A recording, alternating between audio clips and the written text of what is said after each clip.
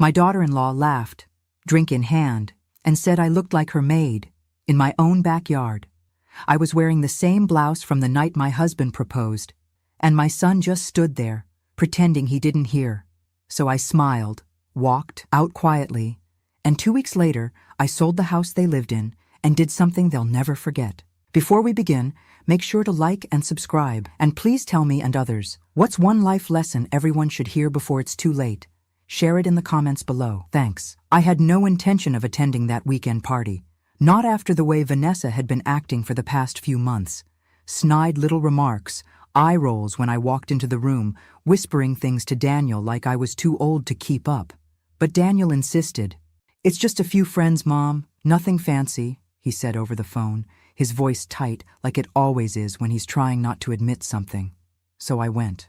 I ironed my nicest blouse, the one Richard gave me on our 30th anniversary. The one he said made me look like class wrapped in sunlight. I put on a little blush, tied my hair back, and told myself it was just a casual gathering. When I arrived, the backyard was already full. String lights, catered food, women in high heels holding cocktails. The kind of crowd Vanessa likes to orbit. I barely had time to set my purse down before I heard her voice pierce through the chatter. "Oh my God, doesn't Maggie look like Consuela, my old maid from Houston?" She laughed. Not a small laugh, a loud, performative one, the kind that's meant to invite others in. And they joined. Laughter rolled across that backyard like wildfire. I stood there holding a glass of red wine someone had just handed me, feeling my cheeks burn. I looked at Daniel. He was across the yard, talking to a man in a golf cap. Our eyes met. He looked away. That was worse than the insult, worse than the laughter. My own son, pretending he didn't hear it. I turned slowly, walked toward the guest bathroom, and locked the door behind me. I sat on the closed toilet lid, hands trembling, staring at my reflection in the vanity mirror. My lipstick was smudged. I looked tired. No, exhausted. And I thought, not for the first time, if Richard had been alive, none of this would be happening. Vanessa had started acting like this after he passed. She used to fake sweetness around me, but once he was gone, it was like the mask came off. I always assumed Daniel didn't notice, or maybe he was too busy to care. But tonight confirmed it. He saw, and he did nothing. I splashed water on my face and waited until the sound of guests moved toward the front of the house before stepping out. I tried to leave without drawing attention, but Elena, our housekeeper, was standing in the hallway, folding napkins. She gave me a look, not pity, understanding. She didn't say anything then, just nodded once. That was the moment something inside me started to shift, not explode, not break, just shift, like a gear clicking into a new position. I wasn't angry yet, not fully, but I was aware, painfully aware, that this house no longer felt like mine. I had raised Daniel in these walls, cooked every Christmas dinner in that kitchen, brought Richard home here after his first heart surgery, and now I was being laughed at in my own backyard by a woman who hadn't even been around when Daniel still had baby teeth. On the drive home, I didn't cry. I just drove in silence, both hands on the wheel, the streetlights flickering through the windshield like static. I pulled into my driveway, turned off the engine, and sat there for a long time with the keys in my lap. I thought about all the times I'd defended Vanessa to my friends. She's just high-strung, I'd say. She means well. But now I wondered, how long had I been lying to myself? And more importantly, how long had Daniel been lying to me? I didn't know then that Elena would come to me with something that would change everything. Something tucked away in a drawer. That should have never been opened. But that would come later. Tonight, all I knew was this. My daughter-in-law looked me in the eye in front of a crowd of people and said I looked like her maid. And my son looked away. That's the moment I stopped being afraid of causing a scene, because the scene had already been caused. And they started it. I just hadn't decided how I'd end it yet. The morning after the party, I was still wearing the same clothes. I hadn't slept. I'd poured myself a cup of black coffee around 6 a.m. and just stood in the kitchen staring at the fridge, where Richard's old fishing magnet still held up a faded photo of Daniel at 12, covered in cake. I kept thinking about that moment. Vanessa's voice slicing through the laughter, the way Daniel's eyes dropped. I replayed it over and over like a punishment, trying to figure out if I'd missed something, if maybe I'd misunderstood. But I hadn't. Around 8 a.m., Elena called. "Can I stop by?" she asked, which was strange. She never asked. She just showed up and knocked like she always had for the last 15 years. "Of course," I said, and 20 minutes later she was at my door, holding a small tote bag and looking more serious than I'd ever seen her. She didn't even sit. She walked straight to the counter, opened her bag, and laid out a folded manila envelope. "You need to see this," she said quietly.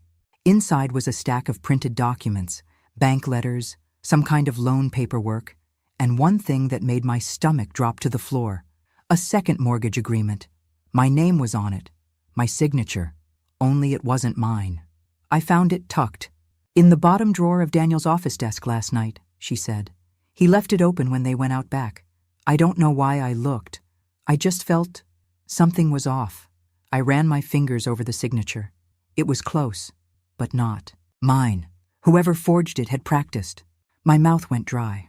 "Why would he do this?" I whispered, though I already knew. Money. Always money. "I think Vanessa pushed him," Elena said. "They've been fighting about renovations. She's been saying things like, 'Your mom will be gone soon anyway.'" She paused, her eyes filling with heat. "Maggie, I wasn't going to say anything. But after last night, after what she said in front of everyone?" I nodded, unable to speak. She wasn't just mocking me socially. They were planning financially. And they weren't just waiting for me to die. They were trying to speed it up in legal terms. I felt like I was underwater. "I don't know what to do," I said finally. And Elena stepped closer, her voice low. "You do," she said. "You just don't want to be the kind of woman who does it. But she's already been that kind of woman to you." I blinked fast. It was the first time anyone had put it so plainly. Elena had always been kind, even when things got tense in the house.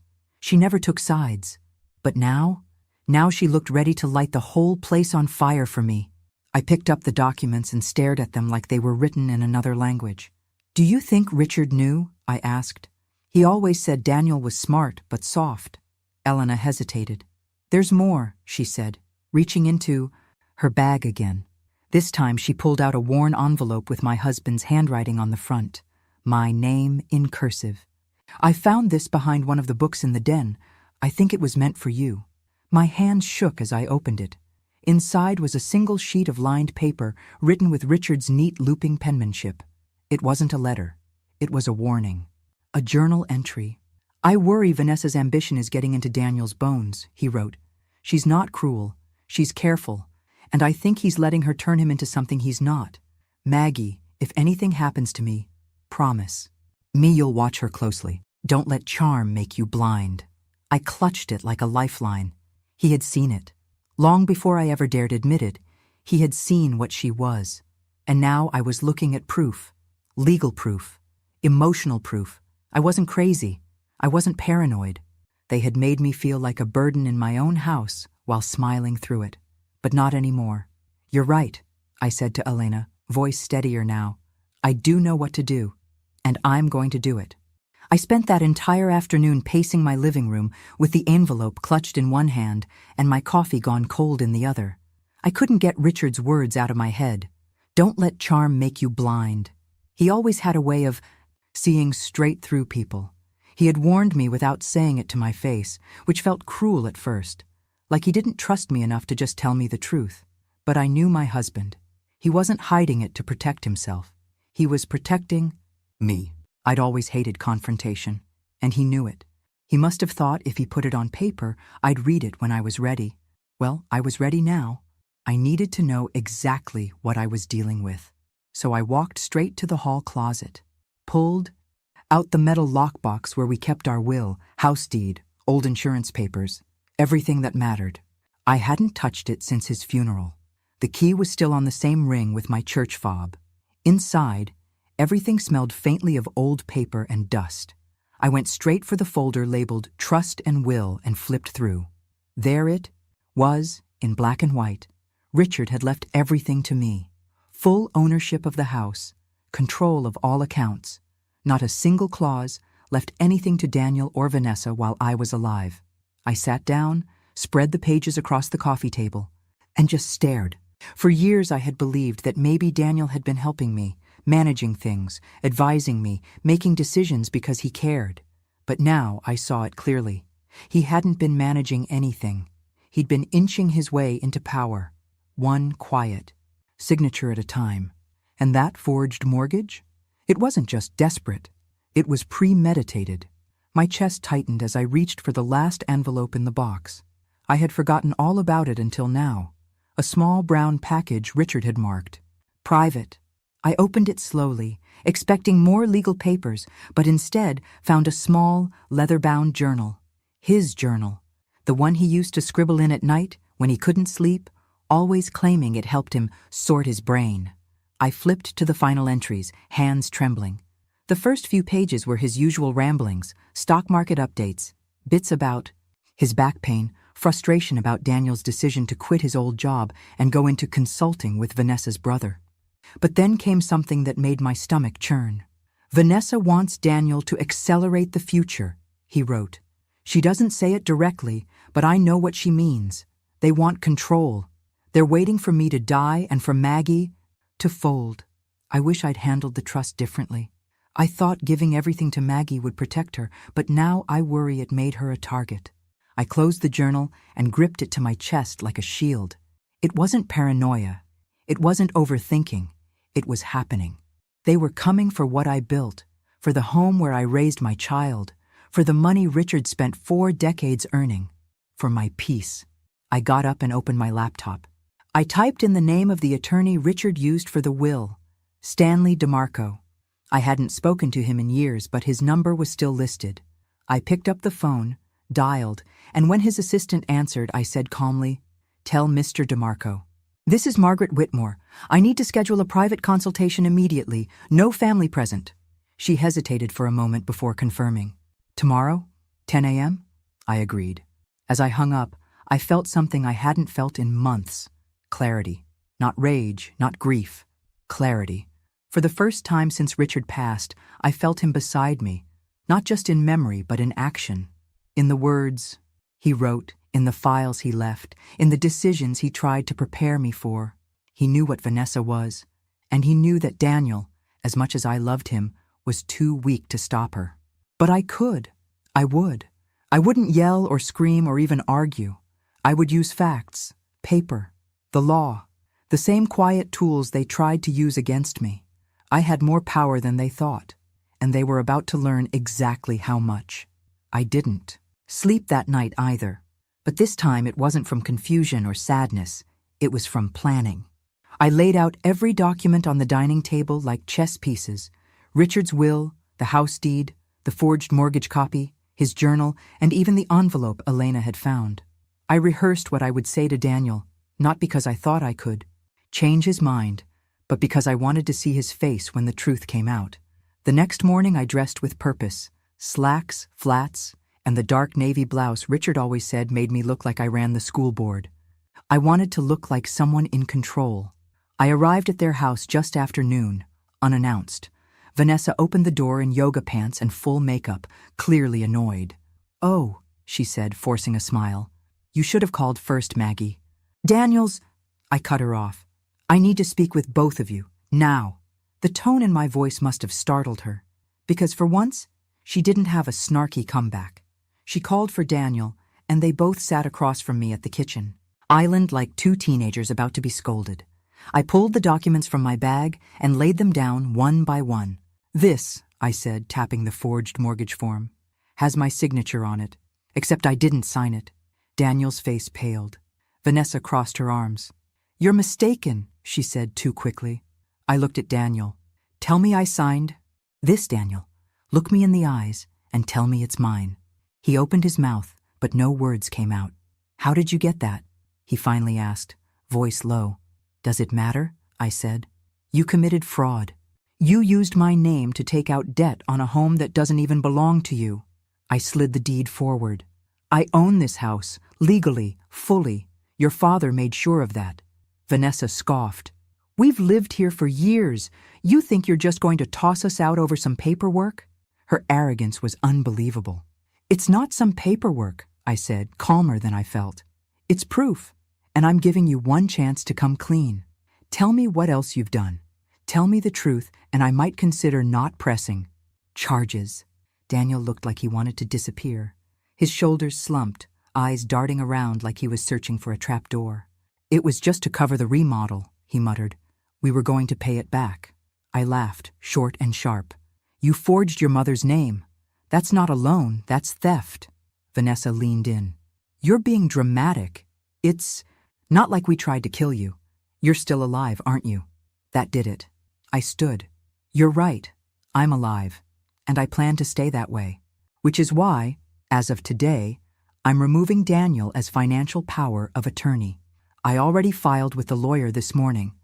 All access to the joint accounts is frozen. The house is being listed this week. You'll receive formal notice within the next 2 days. Vanessa stood too, face flushed. You can't do that. You're punishing your own son, your family, for one mistake? No, I said, collecting the papers. I'm correcting a mistake I made when I let either of you feel entitled to something that was never yours. Daniel tried again. Mom, please, can we talk privately? Vanessa didn't mean it. We just got overwhelmed.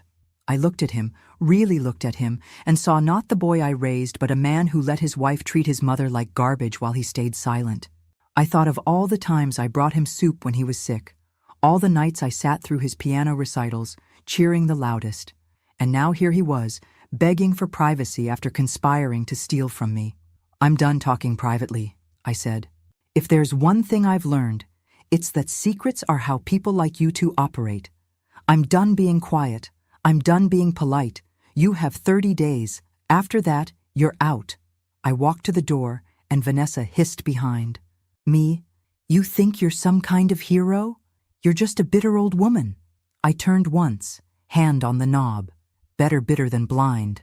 I stepped out into the sun, heart pounding, and for the first time in years, I didn't feel like someone's mother or someone's burden. I felt like someone with power, and I was just getting started. 3 days passed before I heard anything from them, and it came not as an apology or a legal inquiry, but as a scream, Vanessa's scream, bouncing off the walls of my voicemail like a tantrum in a marble hallway. I played the message twice. First for the words, then just to hear her tone, because nothing revealed a person faster than how they behaved when they lost control. You can't just kick us out. We've built our lives here. Daniel's kids grew up in this house.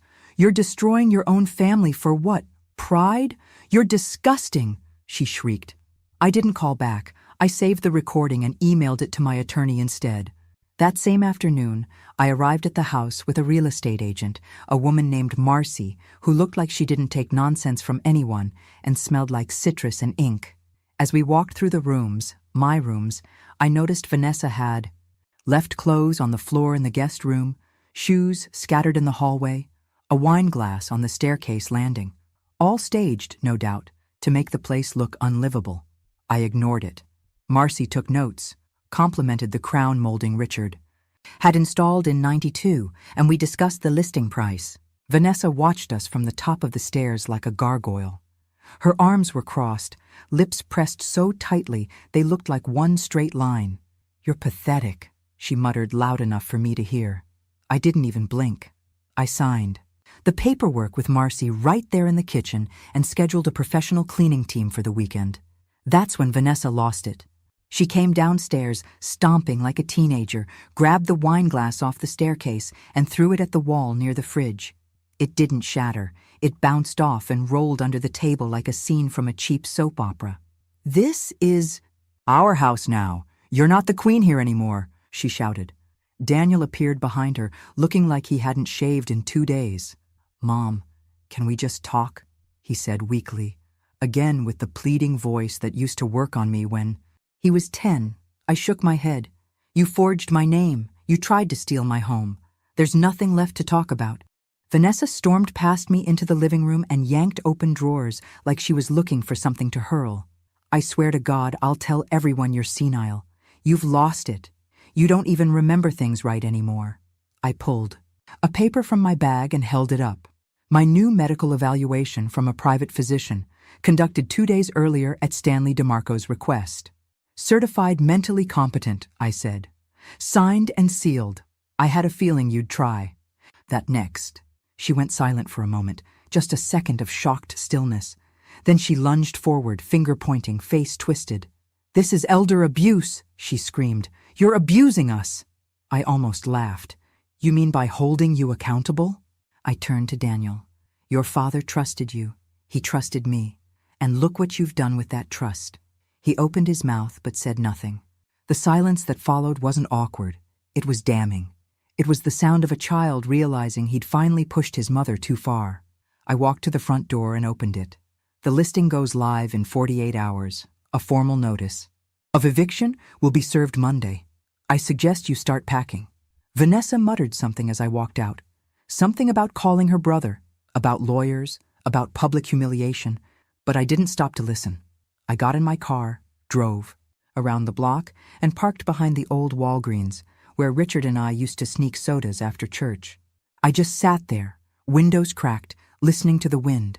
I wasn't shaking. I wasn't crying. I felt solid, grounded, like roots had finally formed under my feet again. And I realized in that moment that power doesn't come from yelling louder or playing victim. It comes from truth, from preparation, from knowing exactly what you're owed and refusing to settle for less. Vanessa had made a critical mistake. She thought I was just an old woman with too many memories and not enough backbone. She didn't know I kept every receipt, every will revision, every voicemail. She didn't know I'd been quiet, not because I was scared, but because I'd been watching. She had just made herself the enemy of a woman who had nothing left to lose. And that, I knew, was a very dangerous place for her to stand. The morning after Vanessa's meltdown, I woke up before the sun, brewed a cup of Earl Grey, and sat down, with a yellow legal pad to map out everything I still needed to secure before I pulled the final lever. I wasn't just trying to win. I was making sure they couldn't claw their way back after I did. First on the list was the bank. I had already frozen the joint accounts, but now I instructed them to close the ones Daniel had access to entirely and reroute everything into a trust under my name with an independent fiduciary. I didn't trust anyone connected to him, not anymore. The banker, a young woman named Kelsey, raised her eyebrows at the paperwork I handed over. Your son forged this? She asked, stunned. I didn't flinch. My attorney will be in touch if the bank fails to flag the fraud internally, I said, folding the file with clean precision. Thank you for your time. Next was the locks. I'd already called a locksmith the day before, but I rescheduled for Saturday morning, the same day Vanessa was planning some charity brunch at the house. According to the caterer's website, she'd booked the patio, the garden, and a champagne truck for her networking event. She must have thought I wouldn't have the guts to act before it. That was her first mistake. I confirmed with the sheriff's department that the eviction notice would be hand-delivered Monday morning and checked in with Stanley to make sure every signature had been triple verified. I wasn't about to let Vanessa or Daniel poke holes in anything. Once everything was in motion, I returned to the house one final time, alone. I walked through every room with a notebook, taking stock of what was mine, what was left, and what they'd ruined. The antique table in the foyer had scratches from someone dragging bags across it without lifting. The fireplace mantel was scuffed, from God knows what. In the kitchen, the spice rack Richard had built was covered in grease. But oddly, none of that hurt me. It only made the decision clearer. They hadn't respected the home, the history, or the hands that built it. They treated it like a backdrop for their Instagram lives. I stood in the master bedroom doorway and saw my wedding photo still on the dresser, the frame slightly askew. I straightened it. That room had once been full of warmth, Richard's humming while brushing his teeth, the sound of old records playing on Sunday mornings. Now it was cold and sterile, like a hotel room that had been overstayed. I walked back to the hallway closet and retrieved the last of the financial folders, slipped them into my tote, and double-checked the alarm system schedule. I'd already changed the passcode, and I made sure to remove Daniel's and Vanessa's access codes from the system entirely. That evening, I met Elena for dinner at a little Mexican place off 5th Street.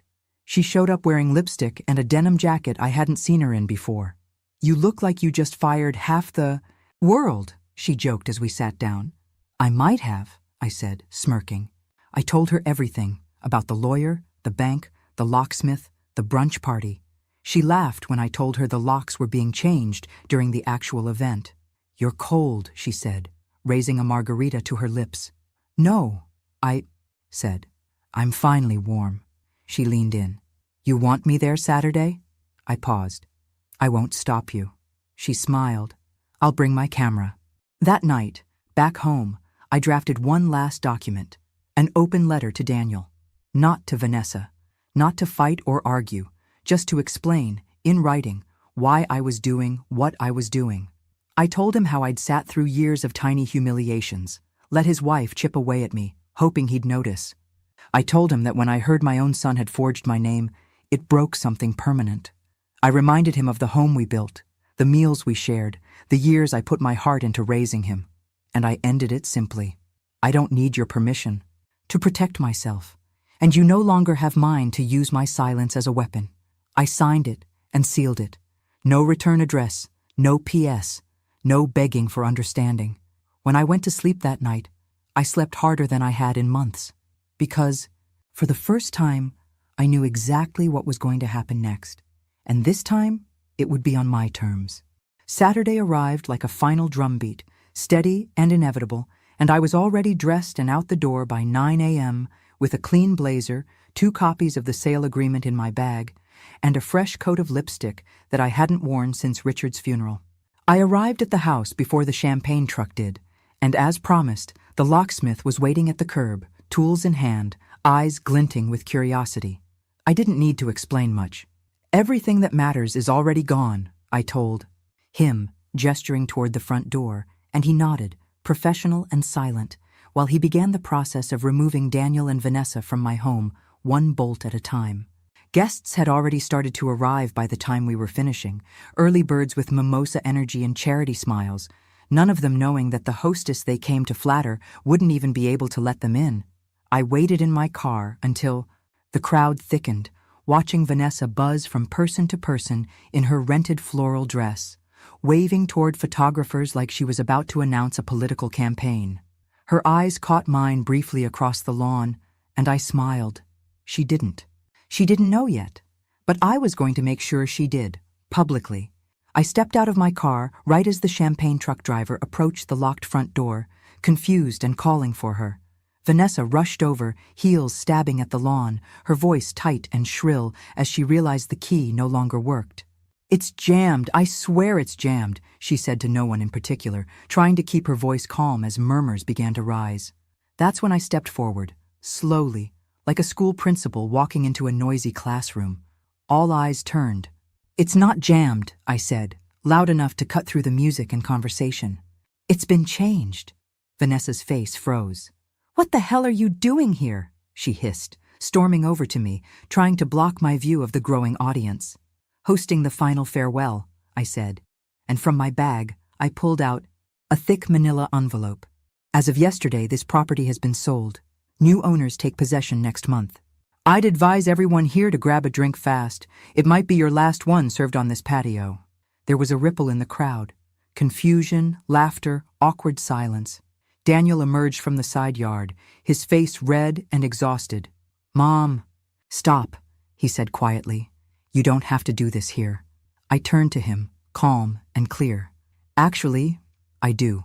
Because every time I did it privately, you ignored me. Every time I tried to speak softly, you let her scream louder. So now, I'm speaking her language." I handed him the envelope. "Inside you'll find copies of the sale, the eviction notice, and your forged mortgage agreement. Don't worry, I didn't press charges. Yet." Vanessa lunged toward me, but Elena, bless her, appeared out of nowhere, stepping between us with her phone raised, recording. "Smile, Vanessa," she said. "Wouldn't want your donors missing this." Vanessa stopped short, suddenly aware of just how many phones were out, how many sideways glances were happening behind paper plates and sunglasses. "You vindictive old bitch," she hissed. "You think you've won? Everyone here sees what kind of monster you are." I looked around. Most of the guests were slowly backing away, grabbing their purses, whispering apologies, and slipping toward their cars. The champagne truck driver stood awkwardly next to the gate. "Guess that's my cue," I said, turning toward Elena. "You ready?" "Always," she said, linking arms with me. We walked down the path, past the people who once laughed at me in that very backyard, past the house where I raised a boy who forgot who built his world, past the woman who thought she could break me without consequence. As I reached the sidewalk, I turned once more to see Vanessa crumpled in a patio chair, mascara streaking her face, Daniel standing over her with the envelope in one hand, guilt painted all over him. I didn't smile. I didn't wave. I just kept walking, because I knew this wasn't the end of a party. It was the beginning of my peace. And the best part? I wasn't even done yet. The eviction notice landed on their doorstep, Monday morning at 7:42 a.m., hand-delivered by a sheriff's deputy wearing mirrored sunglasses and a no-nonsense voice that even Vanessa couldn't twist into something victim-like. I wasn't there to see it, but Elena was. She parked 2 houses down with a muffin and a coffee and said the way Vanessa screamed, "You'd think someone stole her kidney." Daniel didn't even argue. He stood at the door in sweatpants, took the envelope, nodded like a man who'd finally realized the execution date was real, and closed the door quietly behind him. By Thursday, the moving truck arrived. Only one, not the 3 Vanessa bragged about needing for all her designer pieces. And by Saturday, they were gone. No farewell message, no apology, not even a text from Daniel. They moved into a rental across town, in a cul-de-sac half the size of the property they once called theirs, and I only knew that because a woman from my old church group happened to live on the same street. She screamed at the movers. The woman told me over the phone, whispering like it was gossip about the mayor. He just sat on the curb and smoked. I said nothing. There wasn't anything to say. It was over. The house was empty for 2 weeks while final inspections were done, and during that time, I walked through it alone one last time, slowly and deliberately, like I was visiting an old friend in the hospital before they slipped away. The air smelled like lemon polish and faint regret. I touched the edges of the fireplace, the worn groove in the stair rail where Daniel used to slide down in his pajamas, the patch on the wall in the hallway where Richard once hung our wedding photo crooked, insisting it looked more romantic that way. I sat in the living room, now stripped of furniture, and let my breath echo. I wasn't crying. I wasn't angry. I was clean. The sale closed 2 days later.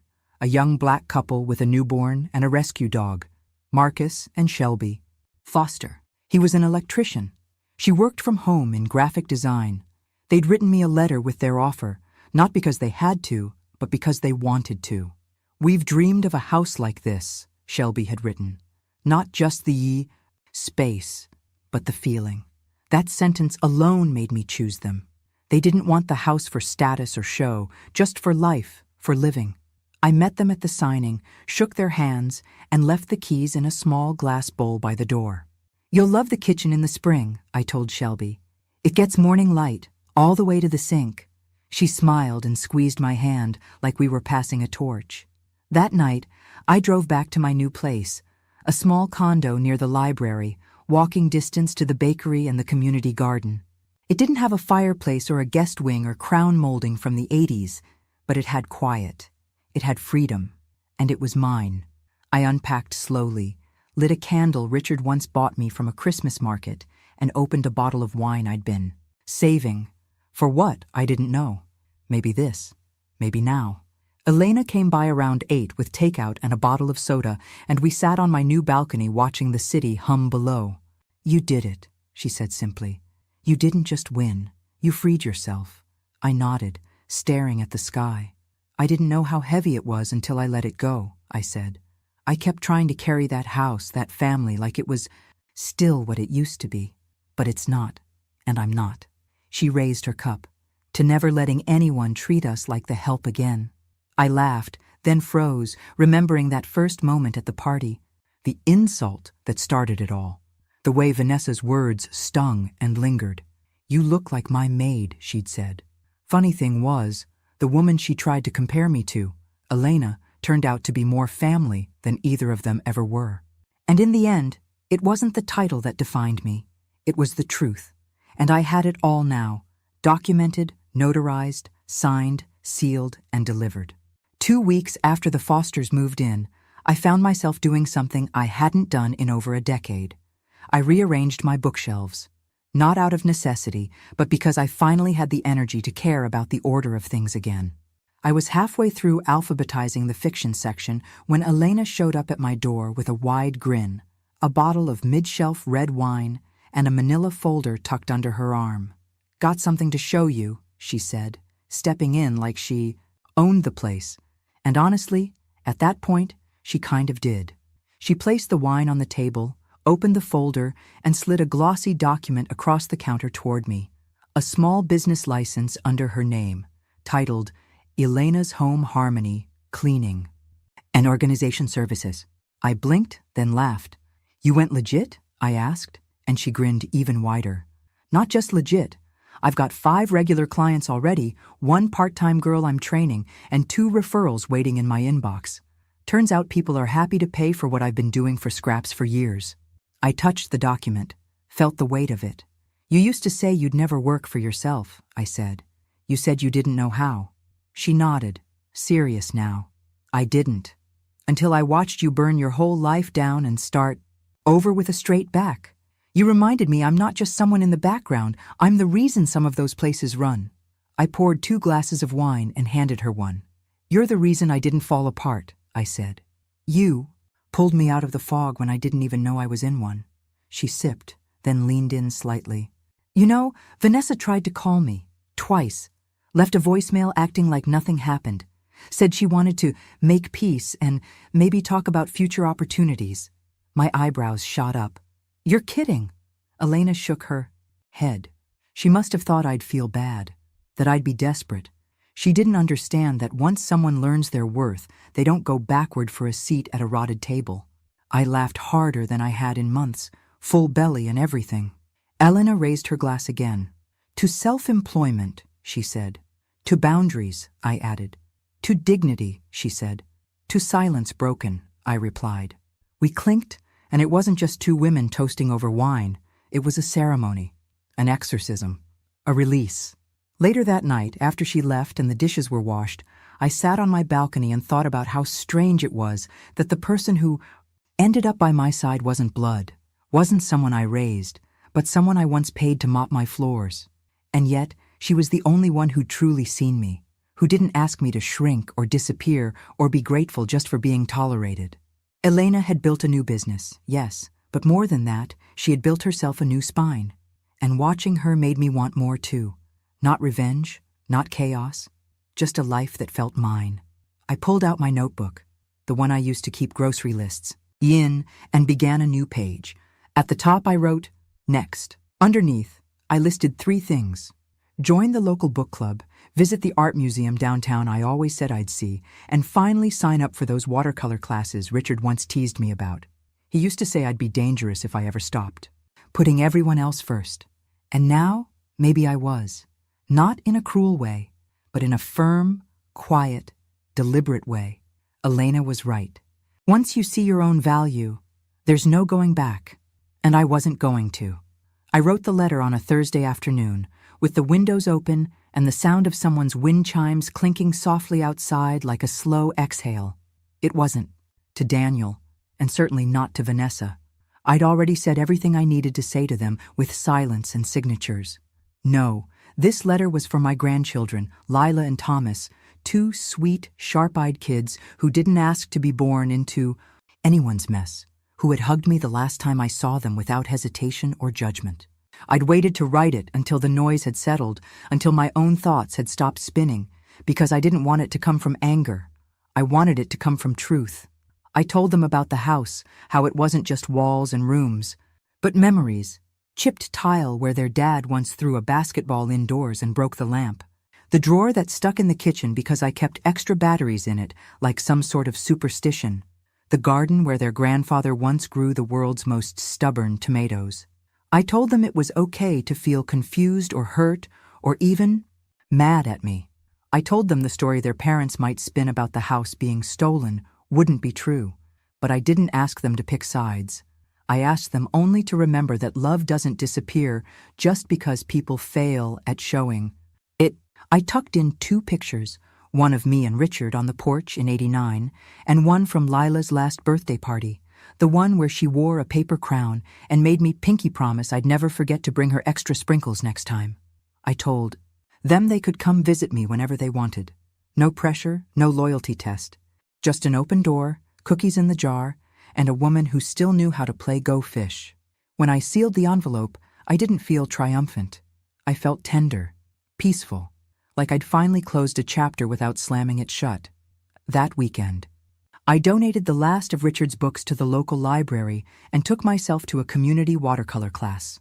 I wasn't good, not yet, but there was something freeing about watching colors bleed into one another without rules or outlines, just motion and instinct. That night, I made spaghetti for one, lit a candle, and read a mystery novel in bed with the windows cracked open and a cup of mint tea on the nightstand. No texts, no drama, no waiting for the other shoe to drop. Just quiet. Just me. Elena texted me a photo of her new business cards and a screenshot of a 5-star review a client left her. "She saved my house and my sanity," the woman wrote. And I texted back, "She does that." I thought of Vanessa sometimes, usually not for long, usually just in moments where silence hung heavy and memory crept in.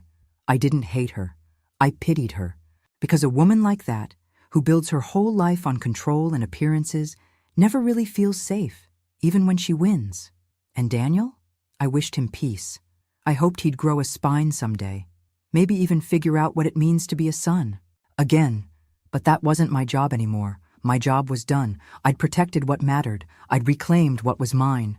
And more importantly, I'd built something new, not out of spite or bitterness, but from the solid ground of knowing who I was, even when others tried to bury it. As I turned off the lights and climbed into bed that night, the room warm and quiet and full of small, ordinary joy, I whispered into the dark, "I'm home." And for the first time in a long, long time, I meant it.